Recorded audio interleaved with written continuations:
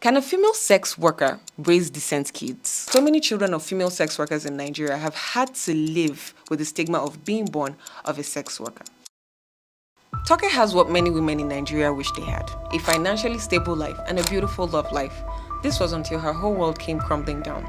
Toke started dating Martin in her 4th year in the Department of Law, University of Lagos, Nigeria, and after her graduation from both the university and law school, her life seemed so perfect and undisturbed. Finally, after 4 years of dating, Martin was ready to settle down, and he popped the big question, and of course, Toke agreed to marry him. Afterwards, they started making preparations for when the parents of both parties would be introduced to each other. Fast forward to the day of introduction. Toke was very excited and was very involved in the preparation of food and drinks that were to be served to the guests as refreshments. The family of her intended husband finally arrived, and upon introduction, her fiance's father recognized Toke's mother to be one of the sex workers he patronized a lot in the past. Toke was raised by a single mom who did everything in her power to raise her daughter in the best way possible. However, the absence of a father figure in Toke's life was perceived as a major flaw from the in-laws to be, especially given the mother's history.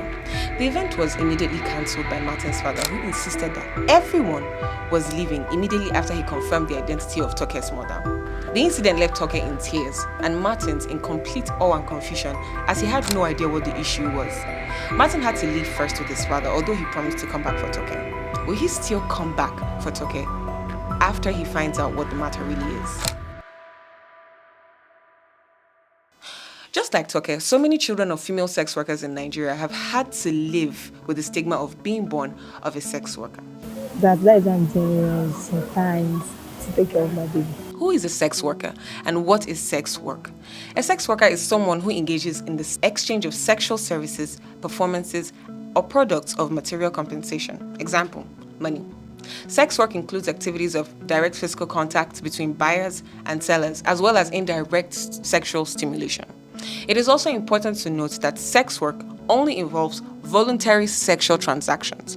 Therefore, the term does not refer to human trafficking and other coerced, forced, or non-consensual sexual transactions, such as child prostitution. The transaction must take place between consenting adults of the legal age and mental capacity to consent, and must take place without any methods of coercion other than payment.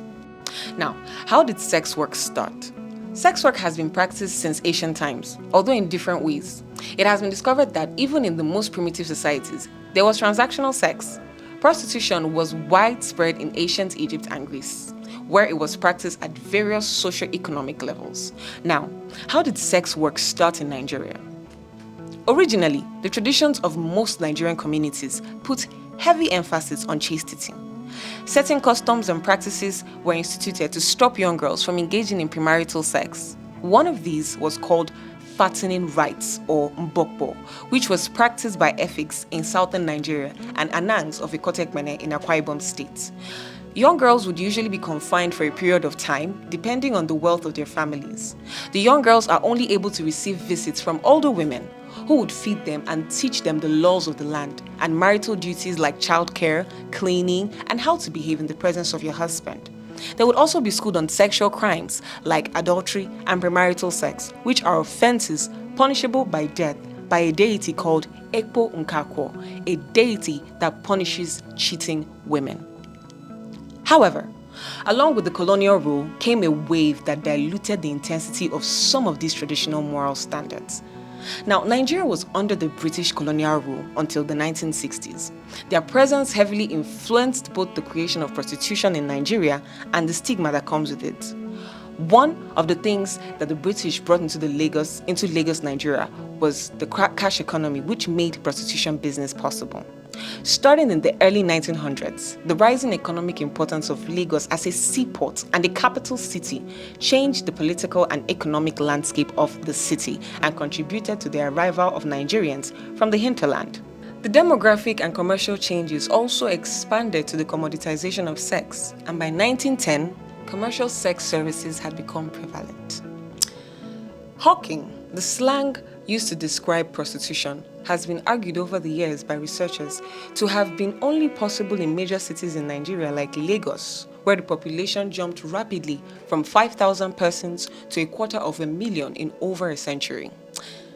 The idea is that poverty increased with the growth in population, which encouraged the entrance of children in the workforce, therefore resulting in young girls working as hawkers in Lagos. In 1916, the colonial government enacted a law prohibiting solicitation by women, but the law did not define prostitution. The law was implemented discreetly by the government, and commercial sex work was tolerated as long as it did not cause public nuisance. Now, sex work, as we all know, involves sexual activity, and sexual activity is the primary method for procreation. What are the chances that female sex workers would get pregnant and have children during the course of their career? Of course, chances are high, and some would prefer to keep the baby than abort it.